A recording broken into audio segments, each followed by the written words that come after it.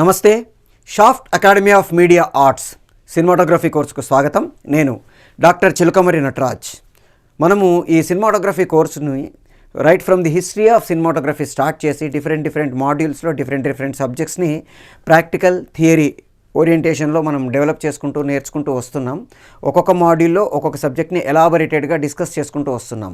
ఒక మాడ్యూల్లో హిస్టరీ మాట్లాడుకున్నాం, ఇంకో మాడ్యూల్లో పార్ట్స్ ఆఫ్ కెమెరా మాట్లాడుకున్నాం, ఇంకో మాడ్యూల్లో లైటింగ్ గురించి మాట్లాడుకున్నాం, ఒక మాడ్యూల్లో ప్రీ ప్రొడక్షన్లో సినిమాటోగ్రాఫర్ ఇన్వాల్వ్మెంట్ మాట్లాడుకున్నాం. ఇట్లా రకరకాల మాడ్యూల్స్లో సినిమాటోగ్రఫీకి సంబంధించిన డిఫరెంట్ సబ్జెక్ట్స్ని ఎలాబొరేటెడ్గా డిస్కస్ చేసుకుంటూ వస్తున్నాం. ప్రస్తుతం మనం అన్నీ కంప్లీట్ చేసుకొని ప్రొడక్షన్ ప్రాసెస్లో ఆల్మోస్ట్ ఫైనల్ స్టేజ్ ఈస్థెటిక్స్ అంటాము. సౌందర్య శాస్త్రము అంటే ఒక ఫ్రేమ్ పెడితే మనం ఎంత అద్భుతంగా దాన్ని మనం ప్రేక్షకుడికి దాంట్లో ఇన్వాల్వ్ చెయ్యాలి అనే దానికి సంబంధించిన ఎలిమెంట్స్ని మాట్లాడుతూ వస్తున్నాం. దాంట్లో భరతుడి నాట్యశాస్త్రం ఎప్పుడో క్రీస్తుపూర్వం 3వ శతాబ్దంలో రాసిన నాట్యశాస్త్రానికి ఆ తర్వాత ఎప్పుడో ఈ 19-20 శతాబ్దాల్లో కనుక్కున్న కెమెరాకి సంబంధం ఏంటి అని చాలామందికి అనిపిస్తుంది. కానీ భరతుడు ఒక 11 ఎలిమెంట్స్ని, ఒక 11 ఆస్పెక్ట్స్ని మనకి ఈ నాట్యశాస్త్రంలో చెప్పాడు. ఆ 11 ఆస్పెక్ట్స్ డైరెక్టర్కి, సినిమాటోగ్రాఫర్కి, యాక్టర్కి అందరికీ అవసరమైనవి. ఆ 11 ఆస్పెక్ట్స్ ఏంటి, అసలు రసం అంటే ఏంటి, భావం అంటే ఏంటి, వీటి గురించి మనం ఎలాబొరేటెడ్గా తెలుసుకుంటే మనం సినిమాటోగ్రఫీ చేసేటప్పుడు దానికి సంబంధించిన ఎమోషన్స్ని మనం ప్రేక్షకుడికి ఎట్లా అందించవచ్చు అనేది తెలుస్తుంది. ఆ 11 ఆస్పెక్ట్స్లో కొన్ని ఆస్పెక్ట్స్ని ఇప్పుడు ఈ మాడ్యూల్లో మనం తెలుసుకోవడానికి ట్రై చేద్దాం. సో భరతుడు నాట్యశాస్త్రంలో చెప్పిన 11 ఎలిమెంట్స్ ఏమేంటి? ఫస్ట్ది రస. మనం ఇంతకుముందు ఒక ఎపిసోడ్లో మనం ఈ రసం గురించి డిస్కస్ చేసుకున్నాము. రసం అంటే ఏంటి, ప్రేక్షకుడికి రసానుభూతి కలగజేయడానికి ఏం కావాలి, ఎలా చేస్తే ప్రేక్షకుడికి రసానుభూతి కలుగుతుంది, అవన్నీ మనం డిస్కస్ చేసుకున్నాం. మళ్ళీ ఒకసారి ఇప్పుడు ఎలాబొరేట్ చేసే ప్రాసెస్లో వాటి గురించి మాట్లాడుకుందాం. 2 భావ.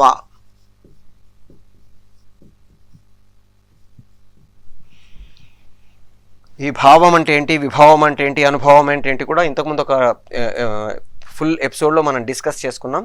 మళ్ళీ ఒకసారి ఈ ఎలాబొరేట్ చేసే ప్రాసెస్లో మళ్ళీ ఒకసారి మాట్లాడుకుంటాం.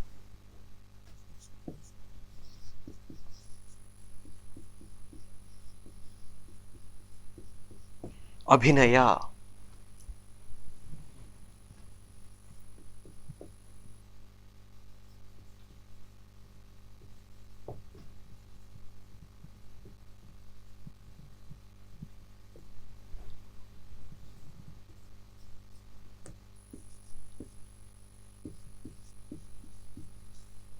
ధర్మి.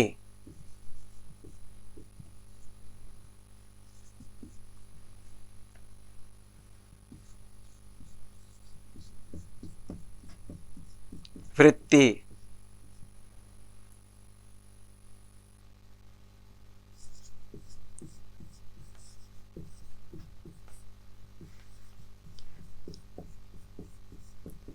ప్రవృత్తి.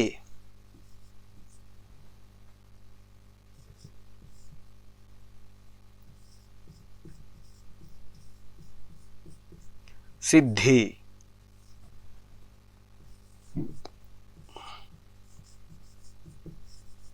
స్వర.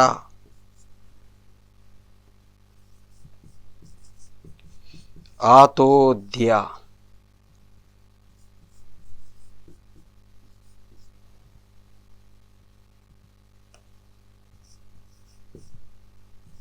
గాన. రంగ.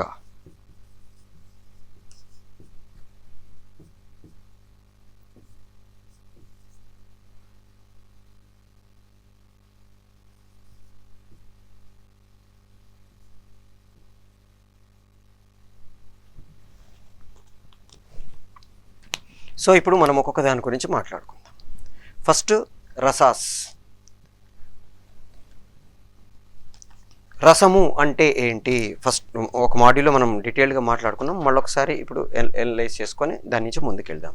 రసము అంటే థియేటర్లో నుంచి ప్రేక్షకుడు బయటికి వెళ్ళేటప్పుడు ఒక పర్టికులర్ అనుభూతితో బయటికి వెళ్తాడు.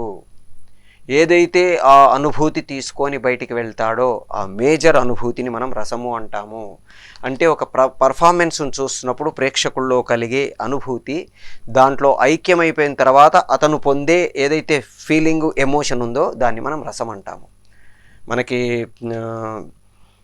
ఒక మామిడి పండు తిన్నామనుకోండి, ఆ మామిడి పండు తిన్న తర్వాత మన నోట్లో ఆ మామిడి పండు తాలూకు ఎసెన్స్ ఫైనల్గా ఎండింగ్లో నాలుక మీద ఒక ఇది ఉండిపోతుంది. లడ్డు తింటే ఒక రకంగా ఉంటుంది, తేనె తాగితే ఒక రకంగా ఉంటుంది, అన్నీ తీపే. పులుపు అన్నీ పులుపే. చింతకాయ తింటే ఒక రకమైన పులుపు వస్తుంది, మన మామిడికాయ తింటే ఒక రకమైన పులుపు వస్తుంది, అట్లా రకరకాల పులుపులే. అన్ని రసాలు అయిపోయిన తర్వాత, అవి తినేసిన తర్వాత వాటి తాలూకు ఎసెన్స్ మన మైండ్లో దాని తాలూకు ఆ ఫీల్ని మనం ఏదైతే ఫీల్ అవుతున్నామో దాన్ని మనం జనరల్గా రసం అని ఎట్లా అంటామో, అలాగే ఇక్కడ పర్ఫార్మెన్స్ చూసిన తర్వాత బయటకు వచ్చే ప్రాసెస్లో వాడు పొందే అనుభూతి అయితే ఉందో దాన్ని రసం అంటాము. జనరల్గా రసము అంటే మొత్తం పిప్పి తీసి పడేసి దాంట్లో ఉండే మేజర్ సారం ఏదైతే ఉందో దాన్ని మనం రసం అంటాం. అట్లాగే ఆ పర్ఫార్మెన్స్ మొత్తం మనకు అనవసరం, దాంట్లో నుంచి మనం ఏ అనుభూతి తీసుకుంటున్నాము అనేది ప్రేక్షకుడికి మనం ఇచ్చే ఏదైతే ఎసెన్స్ ఉందో దాన్ని మనం రసము అంటాము. ఆ రసానుభూతి ఎలా పొందుతాము, ప్రేక్షకుడు ఎలా పొందుతాడు, దానికి సంబంధించినవన్నీ ఈ ప్రాసెస్లో మనకి నడుస్తుంటాయి. అందుకే రసం అనేది ఫస్ట్ ప్రిఫరెన్స్ ఇచ్చాడు భరతుడు నాట్యశాస్త్రంలో. లాస్ట్ రంగము అంటే పర్ఫార్మెన్స్ ప్లేస్ నుంచి మనం ఇలా రివర్స్లో వెళ్తే రస ఈజ్ ది ఫైనల్ డెస్టినేషన్. అంటే ఒక నాటకమో లేదా ఒక సినిమానో ఒక ఏదో ఒక మనం చూసే పర్ఫార్మెన్స్ తాలూకు మెయిన్ గోల్ రసము. ఇది 8 భరతుడి నాట్యశాస్త్ర ప్రకారం. తర్వాత ఇంకొకటి యాడ్ అయింది, ఆ 8 రసాలు ఏంటి అవన్నీ మనం ఒక్కొక్కటి మాట్లాడుకుంటూ వెళ్దాం.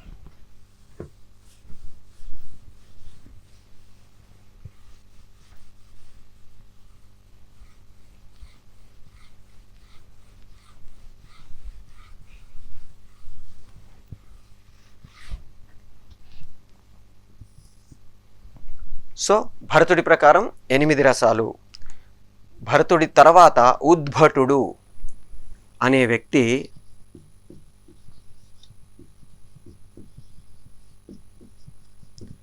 శాంతము అనే రసాన్ని యాడ్ చేశాడు.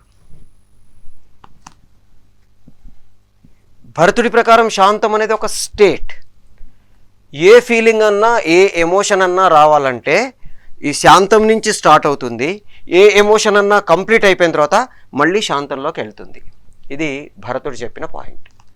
బట్ ఉద్భటుడు ఏమంటాడంటే దాన్ని కూడా ప్రేక్షకుడికి కొంత సమయం పాటు మనం అభినయించి చూపించాలి. ఆ రసం తాలూకు ఫీలింగ్ను కూడా ప్రేక్షకుడికి ఇవ్వాలి. కాబట్టి భరతుడు దాన్ని ఒక స్టేట్గా చెప్పినా కొంత కలిపితే అది ఆ ఎమోషన్, ఏమీ ఎమోషన్ లేకపోవడం కూడా ఒక ఎమోషన్. ఏదో మనకి రవితేజ గారి సినిమాలో చెప్పినట్టు ఏ గోల్ లేకపోవడం కూడా ఒక గోలే అన్నట్టు ఏ ఎమోషన్ లేకపోవడం కూడా ఒక ఎమోషనే అని ఉద్భటుడు అంటాడు. అంటే నిశ్చలంగా ఉండడం అనేది ఆ చలనం కంటే ముందు, చలనం తర్వాత ఎట్లాగైతే ఉంటుందో అలా ఒక ఎమోషన్ రావడానికి ముందు, ఎమోషన్ వచ్చి వెళ్ళిపోయిన తర్వాత ఈ 2 ప్లేసులలో ఉండే ఏదైతే ఆ స్టేట్ ఉందో అది కూడా కొంతసేపు ఉండాలి. కాబట్టి ప్రేక్షకుడు దాన్ని కూడా ఫీల్ కావాలి. కాబట్టి కొన్నిసార్లు వైరాగ్యం పొంది బయటికి వెళ్ళేటప్పుడు శాంతరసంతో వెళ్ళిపోతాడు వాడు అనే ఆలోచనతో ఈ ఉద్భటుడు అనే వ్యక్తి తర్వాత శాంతము అనే రసాన్ని యాడ్ చేశాడు. అప్పటిదాకా 8 రసాల ప్లేస్లో ఒక రసం యాడ్ అయ్యి మొత్తం 9 రసాలు, నవరసాలు అంటున్నాం మనము. కాళిదాసు, భరతుడు ఈ కాలానికి 8 రసాలు, అష్టౌ రసౌ అంటారు. 8 రకాల రసాలనే భరతుడు కానీ కాళిదాసు కానీ వీళ్ళందరూ మాట్లాడారు.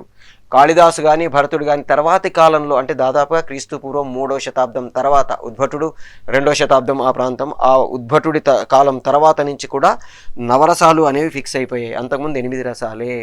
కాళిదాసు కుమార సంభవంలో కానీ తర్వాత రఘువంశంలో కానీ వాటిలలో రసాల గురించి డిస్కస్ చేసే ప్రాసెస్లో 8 చెప్తాడు, భరతుడు 8 చెప్తాడు. బట్ తర్వాత కాలంలో వచ్చిన వాళ్ళందరూ మోడర్న్ సైక్రియాటిస్టులు కానీ, క్రిటిక్స్ కానీ, పోయిట్స్ కానీ అందరూ కూడా ఈ 9వ దాన్ని కూడా యాక్సెప్ట్ చేసేసి తర్వాత నవరసాలుగా సెటిల్ అయ్యాయి. సో ఇప్పుడు 9 రసాలు ఏంటి, వాటికి సంబంధించిన వాటి గురించి డిస్కస్ చేసుకుందాం.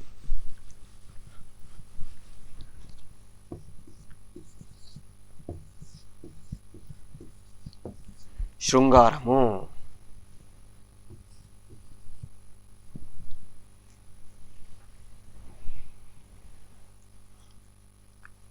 ఒక స్త్రీ పురుషుడు వాళ్ళిద్దరి మధ్యలో ఉండే ఆ ఎమోషనల్ బాండ్ ఏదైతే ఉందో దానికి సంబంధించిన దాన్ని శృంగారము అంటాము.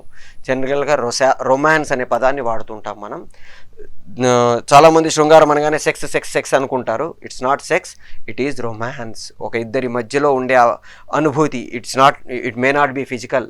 ఇప్పుడు రాధా కృష్ణుడు వీళ్ళిద్దరూ ఫిజికల్గా కలిశారని మనకి ఎక్కడ ఏ దాంట్లో లేదు. బట్ వాళ్ళిద్దరి మధ్యలో ఒక అద్భుతమైన ప్రేమ ఉంది. దాన్ని మనం శృంగారము అంటాము.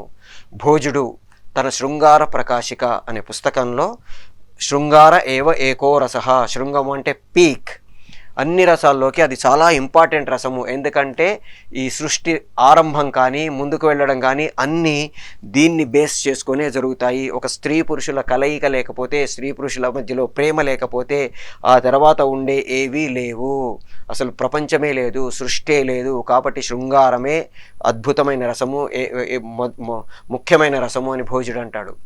ఒక్కొక్కళ్ళు ఒక్కొక్క దాన్ని వాళ్ళ ఎస్టాబ్లిష్ చేయడానికి ట్రై చేశారు. తర్వాత ఇంకొకళ్ళు కరుణ ఏవ ఏకో రసః అని, భవభూతి లాంటి వాళ్ళు కరుణ ఏవ ఏకో రసః అన్నారు. But 90% of the critics poets accept చేసింది దిస్ ఈజ్ ది పీక్. అందుకే మనకు అన్నమాచార్యులు కానీ, ఆదిశంకరాచార్యులు కానీ, భగవద్ రామానుజుల వారు కానీ, భక్తి సాహిత్యంలో త్యాగరాజస్వామి వారు కావచ్చు, రామదాసు కావచ్చు, ఇలాంటి వాళ్ళందరూ కూడా శృంగార కీర్తనలని, శృంగార పదాలని, క్షేత్రయ్య లాంటి వాళ్ళు శృంగార పదాలని రాసి భగవంతుణ్ణి నవవిధ భక్తుల్లో ఒక ప్రేమతో అతన్ని చేరుకోవచ్చు అనే ప్రాసెస్లో 90% మంది భక్తులు ఈ శృంగారాన్ని తమ భక్తిని ప్రదర్శించుకోవడానికి ఒక ప్రాసెస్గా, భగవంతుణ్ణి భర్తగా, మగవాళ్ళైనా మేము అతన్ని పట్ల ఒక భార్యగానో దాసిగానో వీళ్ళని వీళ్ళు ఊహించుకొని కీర్తనలను రాశారు. అన్నమాచార్యుల వారు ఒక తల్లి తండ్రి అంటే వెంకటేశ్వరుడు పద్మావతి లేదా అమ్మవారు వాళ్ళిద్దరి మధ్యలో ఉండే ఆ ప్రతి కదలికని ఆయన ఒక చిన్న పిల్లాళ్ళ వాళ్ళ మధ్యలో కూర్చొని చూస్తూ వాళ్ళ శృంగారాన్ని ఆయన దాదాపుగా ఒక 3-4 వేల 14,000 కీర్తనల్లో దాదాపు ఒక 4-5 వేల కీర్తనలు శృంగార కీర్తనలు ఉంటాయి అన్నమాచార్యులవి. పిడికెడల తలంబరాల పెళ్లి కూతురు ఇట్లాంటివి కావచ్చు, రకరకాల కీర్తనలు మనకి ఈ శృంగారం మీద ఎందుకు రాశారు. తర్వాత డాన్స్ చేసేవాళ్ళు కానీ, థియేటర్ చేసేవాళ్ళు కానీ అందరూ కూడా ఈ శృంగారాన్ని one of the most important ఎలిమెంట్గా ఫిక్స్ చేసుకొని తర్వాత ప్రదర్శనలో చేసేవాళ్ళు. దేవదాసి సిస్టమ్, భగవంతుడికి తమను తామును అర్పించుకొని అతని ముందు నృత్యం చేసే ప్రాసెస్, ఇట్లా ప్రపంచంలో భారతదేశంలో దీన్ని జనరల్గా అమలిన శృంగారము అని ఒక పదం వాడుతుంటాం. శృంగారం అంటేనే బూతు కదా, దానికి అమలినం ఏంటి అని చాలామంది అనుకుంటారు. బట్ అమలిన శృంగారం అంటే మనస్సులో ఎటువంటి దురుద్దేశం లేకుండా ఎప్పుడైతే మనం ప్రేమగా ఒక వ్యక్తితో ఉంటామో దాన్ని అమలిన శృంగారం అంటాము. వాళ్ళని మీరు పట్టుకునే ప్రాసెస్లో నెగిటివ్గా ఆలోచించక్కర్లా. సో అలాంటి దాన్ని మనం అమలిన శృంగారం అంటాము. ఈ శృంగారం అనేది one of the most important రసంగా మనకి ప్రపంచమే యాక్సెప్ట్ చేసింది. ఇప్పుడు టైటానిక్ లాంటి సినిమాలు తీసుకున్నా దాని మీదే బేస్ చేసుకుని ఉన్నాయి. మీరు ఏ సినిమా తీసుకున్నా పర్టికులర్గా భారతీయుల దానికి వచ్చేసరికి మనకి హీరోయిన్ కంపల్సరీ ఉండాలి, తర్వాత మనకి పాటలు కంపల్సరీ ఉండాలి. ఎందుకు ఉండాలి పాటలు, ఎందుకు ఉండాలి హీరోయిన్ లేకుండా కథలు ఉంచలేమా? బట్ వాళ్ళు ఉండి వాళ్ళ మధ్యలో ఉండే ఆ ఎమోషనల్ బాండ్ మనం ప్రేక్షకులకి టచ్ చేస్తే ప్రేక్షకుడు కనెక్ట్ అయ్యి మన జీవితాన్ని చూస్తూ సినిమా చూస్తాడు. అందుకని ఈ శృంగారం అనేది one of the most important రసంగా మనం ట్రీట్ చేస్తుంటాము. హాస్యము, ఈ శృంగారానికి రతి అంటే కోరిక, ఇష్టము అనేది స్థాయి భావం. ఇది రసము, ఇది స్థాయి భావము. ఈ స్థాయి భావాలు అంటే ఏంటి, మనం దాని గురించి నిన్న మాట్లాడుకున్నాము. మళ్ళొకసారి భావాల దగ్గరికి వెళ్ళినప్పుడు ఒక చిన్న డిస్కస్ చేసుకుందాం. ఒక ఎపిసోడ్లో అది మాట్లాడుకుంటాం, ఇంకో ఎపిసోడ్లో ఇది మాట్లాడుకుందాం. హాస్యం, హాసము దీని స్థాయి భావం. నవ్వు, మనిషి జీవితంలో నవ్వు అనేది one of the most important అంటాము. ప్రతి సినిమాలో కొద్దో గొప్ప ఈ హాస్యరసం ఉంటే మన జీవితంలో మనం ఉండే ఎమోషన్స్లన్నిట్లో నుంచి రిలాక్స్ అయ్యి బయటికి వెళ్తాము. ఇది ఇవాళ కాదు, క్రీస్తు పూర్వం దాదాపు 4-5 శతాబ్దాల పూర్వమే భరతుడి కాలానికే ఈ హాస్యం అనేది ఒక అద్భుతమైన రసంగా మనిషి తన సమస్యలన్నిటి నుంచి మర్చిపోయి ప్రశాంతంగా హాయిగా కొంచెంసేపు రిలాక్స్ అవ్వడానికి ఒక మందులాగా మనకు ఆ కాలం నుంచే ఉంది. సో దీంట్లో మళ్ళీ మనకి రకరకాల అవి ఉంటాయి. కరుణ,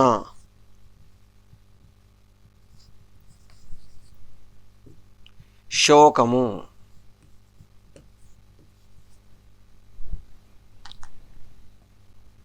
మనం ఒకటి కోల్పోవడం కానీ లేకపోతే మనకు దొరకకపోవడం కానీ మనం అనుకున్నది కాకపోవడం వల్ల కానీ ఈ కరుణరసం ఏర్పడుతుంది అంటాడు భరతుడు.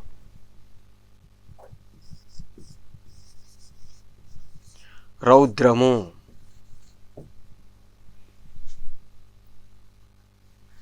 దీనికి క్రోధము స్థాయి భావం.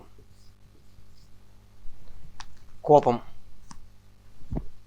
మనం అనుకున్నది జరగకపోయినా, మనకి అన్యాయం జరిగినా, మనం ఒకటి చెయ్యలేకపోయినా కోపం వస్తుంది. ఈ కోపం మనం ప్రదర్శించే ప్రాసెస్, మనం తీసుకునే ప్రాసెస్ జనరల్గా రెండు ఉంటాయి. ఇప్పుడు బాహుబలి సినిమాలో దేవసేనని బంధించి విచారణ జరుపుతున్నాడు. బాహుబలి వచ్చాడు. వచ్చిన తర్వాత ఏం జరిగింది దేవసేన అంటే చెప్పింది. చెప్పగానే కత్తి తీసుకొని నరికేశాడు అని బల్లాల దేవుడు ఆ పీఠం పగలగొట్టాడు. నీ భార్య అది కోరుకుంది, నువ్వు చేస్తున్నావు అని తల్లి అంది. ఆ మొత్తం దృశ్యంలో మనకి ఈ రౌద్రరసం అనేది ఎక్కువగా ఉంటుంది. సో కోపం ఎందుకు వచ్చింది? ఒక స్త్రీ మీద చేయి వేశాడు, తప్పు చేసావు దేవసేన, ఆడదాని మీద చేయి వేస్తే నరకాల్సింది వేళ్ళు కాదు, తల నరికి అవతల పారేశాడు. అంత కోపంలోకి వెళ్ళిపోయాడు. సో ఆ సీన్ ప్రేక్షకుడు మొత్తం సినిమాలో తెలియకుండా ఒక్కసారి అంటాం. ఆ రసానుభూతి మనం పొందడానికి కారణం ఏంటంటే ఆ దృశ్యంలో ఉండే ఆ రసం. వీరము,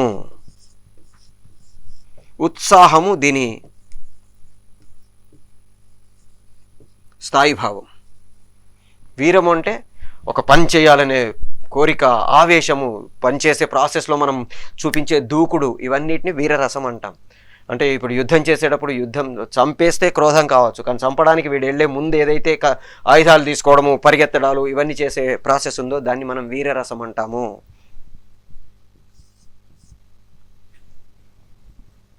భయానకము,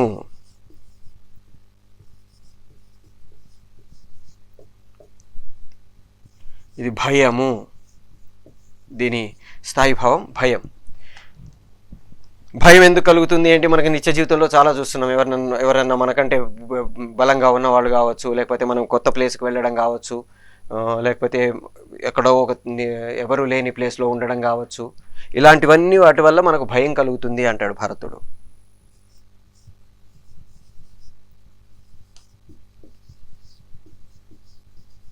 బీభత్సము, జుగుప్స,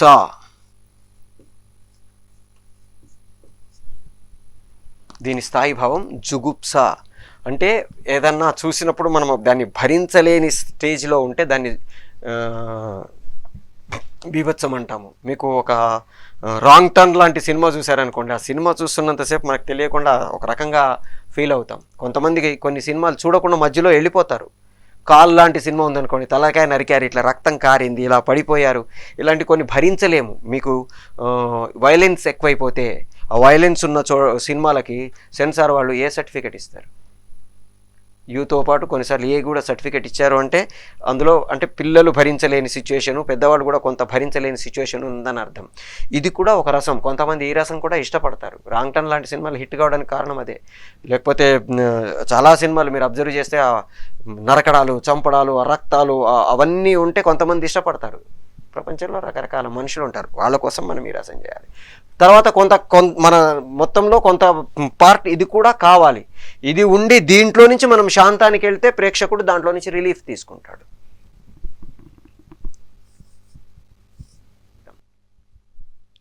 అద్భుత, విస్మయము అంటాం. ఏదైనా చూసి మనం ఆశ్చర్యానికి గురయ్యి అబ్బా అబ్బా ఎంత బాగుంది అనుకుంటే దాన్ని అద్భుతం అంటాం. విస్మయానికి లోనవుతాం మనం. ఇప్పుడు ఉదాహరణకి బాహుబలి సినిమాలో ఆ హంసనావా ఉంది. ఆ హంసనావా చూస్తూ అలా ఉండిపోతాం. Visual treat. చూస్తూ చూస్తూ అసలు ఎంత అద్భుతంగా చేశారనుకుంటాం. అలాంటి దాన్ని మనం అద్భుత రసం అంటాము. ఎప్పుడో 1903 ఆ ప్రాంతానికే మనకి డైరెక్టర్స్ సినిమాలు మొదలెట్టిన స్టార్టింగ్లోనే మనకి ఈ అద్భుత రసం మీద చాలా సినిమాలు చేశారు.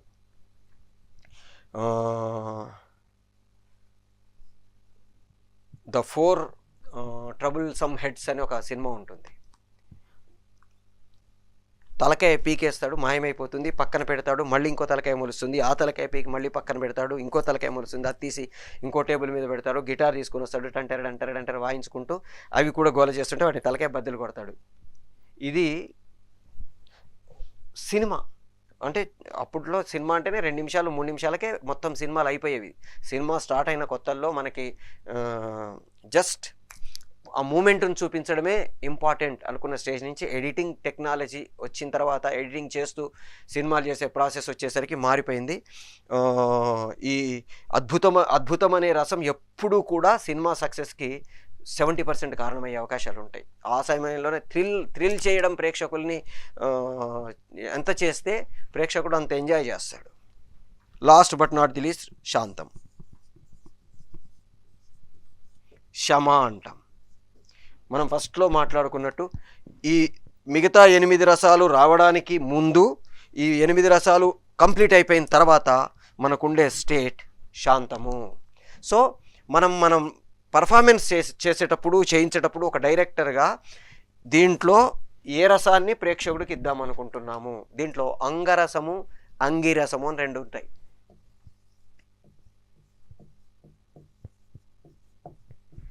జనరల్గా మెయిన్ ప్లాటు సబ్ ప్లాటు అన్నట్టుగా మెయిన్ రసము అంగిరసము అంటాము. దాంట్లో సబ్ అంగరసాలు అంటే నిన్న మనము ఆ గిన్నెల థియరీ గురించి మాట్లాడుకున్నప్పుడు ఒక ఎపిసోడ్లో 8 గిన్నెలు పెట్టాము, ఒక్కొక్క గిన్నె నిండిపోయింది కదా, నిండిపోకుండా మిగతా ఈ ఖాళీ ఉన్న గిన్నెలు ఉన్నాయిగా, అంటే ఇది ఒకటి నిండింది, మిగతా కొన్ని ఖాళీ ఉన్నాయి కదా. రస సిద్ధాంతం గురించి మాట్లాడుకున్న ఎపిసోడ్లో మనం దీని గురించి డిస్కస్ చేసుకున్నాం. సో ఇది నిండిపోయింది కానీ ఇవి కూడా ఉన్నాయిగా, ఈ నిండిపోయింది అంగిరసం అంటాము. నిండకుండా కొంచెం కదిలిన వాటిని అంగరసాలు అంటాం. అంటే ఒక సినిమాలో ఒకే రసం మీద మొత్తం సినిమా నడపలేం కాబట్టి అన్ని రసాలని కొద్దిగా చూపిస్తూ మేజర్గా మనం ఏదైతే ప్రేక్షకుడికి ఫైనల్గా థియేటర్లో నుంచి బయటికి వెళ్ళేటప్పుడు ఈ రసంతో వాడు బయటికి వెళ్ళాలి అనుకొనిస్తున్నామో దాన్ని అంగిరసం అంటాము. మిగతా సినిమా మొత్తం అక్కడ వచ్చి వెళ్తుండే ఏవైతే ఎమోషన్స్ ఉన్నాయో వాటిని మనం అంగరసాలు అంటాము. అయితే ఇక్కడ మిత్రరసాలు శత్రురసాలు అని 2 ఉంటాయి. జనరల్గా రౌద్ర రసానికి హాస్యరసానికి పడదు. అంటే కోపంలో ఉన్నప్పుడు కామెడీ చేయకూడదు, అది ఒకప్పటి సూత్రం. బట్ మారిపోయినాయి ఇప్పుడు. భయానకానికి హాస్యానికి పడదంటాం. కానీ ఇప్పుడు మీరు కొత్త సినిమాలు చూస్తూ ఉంటే దీన్ని మిక్స్ చేసుకొని కూడా చెయ్యొచ్చు. ఇప్పుడు ఒక సూత్రం ఒకప్పుడు చెప్పారు, దాన్ని మనం మార్చకూడదని రూల్ లేదు. రూల్ ఎప్పుడు కూడా ఎగ్జెంప్షన్ అండ్ ది రూల్ అంటాం. ఎప్పుడు కూడా ఒక రూల్ ఉంటే దానికి ఎగ్జెంప్షన్ ఉంటుంది. ఆ ఎగ్జెంప్షన్ని మనం పర్ఫెక్ట్గా ఫాలో అయితే కొత్త రూల్ని మనం క్రియేట్ చేసిన వాళ్ళం అవుతాము. ఇప్పుడు మనకి ముని, దాని తర్వాత వచ్చిన కాంచన, ఈ సినిమాలు మీరు చూస్తే ఎంత భయపెట్టామో అంత నవ్వించారు. దయ్యం వచ్చింది అని చూసాము, పక్కనే శ్రీమాన్ గారు అనుకుంటూ అక్కడ పడిపోయాడు. అంత భయపడ్డ వాళ్ళం ఇమీడియట్గా నవ్వుతున్నాం. వాళ్ళు ఇంట్లోకి వచ్చి దయ్యం గురించి టెస్టులు చేస్తున్నారు, ఒక్కొక్కటి పెడుతున్నారు, టెన్షన్ పడుతున్నారు. ఈ మధ్యలో కోవై సరళ గారికి వాళ్ళ కోడలికి మధ్యలో ఉండే కామెడీ సీన్లు, ఆమె ఒక తన్ను దాన్ని బయటికి లాక్కుపోతుంటే ఇంట్లో నాకు రెస్పెక్ట్ లేకుండా ఆపోతుంది అని ఆవిడ అనడాలు, ఇవన్నీ అంత భయంలో కూడా కామెడీని క్రియేట్ చేస్తున్నాము. అంటే ఒకప్పటి సూత్రాలన్నీ మారిపోయి దీనికి ఇప్పుడు ఉదాహరణకి శృంగారానికి కరుణకి పడదు. శృంగారం అనేది ఆనందానికి సంబంధించింది, కరుణ అనేది ఏడుపుకి సంబంధించింది. రెండింటిని కలుపుతామా అంటే కలపొచ్చా, కలిపితే ఎలా కలపాలి? ఇది మనకి మోడర్న్ సైకాలజీలో one of the most challenging subject aesthetics. మనకి భరతుడి నాట్యశాస్త్రం కాలంలో వాళ్ళు చెప్పిన సూత్రాలు ఇప్పటికీ కొన్ని చెక్కు చెదరకుండా అలాగే పాటించి తీరాలి. కొన్నిటిని మనం చేసే ప్రాసెస్లో కొన్ని ఎగ్జెంప్షన్స్ తీసుకొని ముందుకెళ్ళినా ఎక్కడి వరకు వెళ్ళొచ్చు, ఎంత దూరం వెళ్ళొచ్చు అనేది కూడా ఒక సూత్రం మనం చాలా జాగ్రత్తగా ప్లాన్ చేసుకుంటే తప్ప ఈ రసానుభూతి కలగదు. సో ఈ రసాలు మనం తెలుసుకుంటే మనం ఏ రసాన్ని ప్రేక్షకుడికి ఇవ్వాలని అనుకుంటున్నామో దాన్ని ప్లాన్ చేసుకోగలిగితే మనం ప్రేక్షకుడికి మనం అనుకున్న రసాన్ని అందించి పంపించవచ్చు. ఈ షాఫ్ట్ అకాడమీ రకరకాల కోర్సెస్ని ఆఫర్ చేస్తుంది. Fine arts, film making, animation, ఈ మూడింటిని మనకి ఆఫర్ చేస్తుంది. అది కూడా డిప్లొమాసు, డిగ్రీసు, పీజీస్ వరకు డిఫరెంట్ లెవెల్స్లో, డిఫరెంట్ డ్యూరేషన్స్తో. అది university, Potti Sriramulu Telugu university, Annamalai university, Krishna university లాంటి యూజీసీ రికగ్నైజ్డ్ యూనివర్సిటీస్ అఫిలియేషన్తో మనకి ఆఫర్ చేస్తుంది. అది కూడా అతి తక్కువ ఫీజులతో ఆఫర్ చేస్తుంది. మీరు ఎట్లాగైతే ఇప్పుడు డైరెక్షన్ కోర్స్ నేర్చుకుంటున్నారో అట్లాగే యాక్టింగ్, సినిమాటోగ్రఫీ, ఎడిటింగ్ లాంటి కోర్సులు, ఫైన్ ఆర్ట్స్లో 2D యానిమేషన్, 3D యానిమేషన్ లాంటి యానిమేషన్ కోర్సులు, ఫైన్ ఆర్ట్స్లో digital painting, manual painting, perspective drawing ఇట్లాంటి రకరకాలైన నేర్చుకొని మిమ్మల్ని మీరు ఒక మంచి ఎఫెక్టివ్గా మల్టీపర్పస్డ్ టాలెంటెడ్ పర్సన్గా ఇండస్ట్రీలో పరిచయం చేసుకోండి. మిమ్మల్ని మీరు ప్రూవ్ చేసుకోండి. All the best.